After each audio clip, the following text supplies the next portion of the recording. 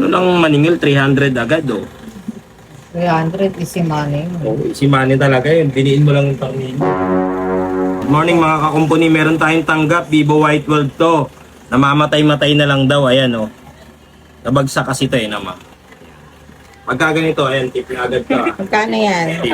Ay, may laman. Sa ayan. Pagka para ganito sa'yo. kasi, gawaan ko nito be 300. 300 daw. 300.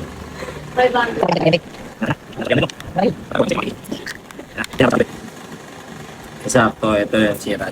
Ayan, okay na. Kasi ayaw mag-charge, no? Ito kasi ang pagkaganyan, nabagsak kasi siya, hindi masyadong madiin yung pagkakano ng tornilyo. Kaya medyo, ayan o, ito mo naikot ko pa.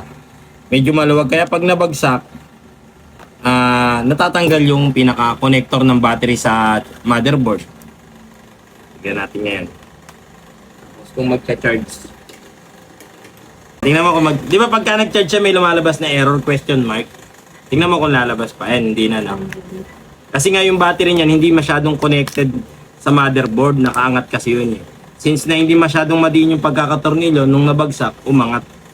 Tingnan ngayon natin to kung lalabas pa yung kanina. Ano lang maningil, 300 agad oh. 300 easy money. Oh, si Manny talaga yun. Diniin mo lang yung tornilyo.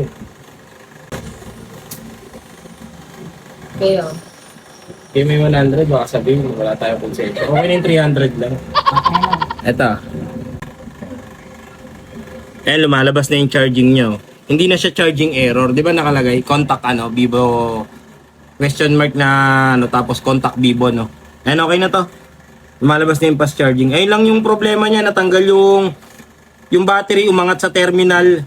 Kaya hindi masyadong nagko-contact. Kaya ginawa natin, diniinan lang natin, tsaka tinornilyo natin maigpit. Ito na, 300 na to.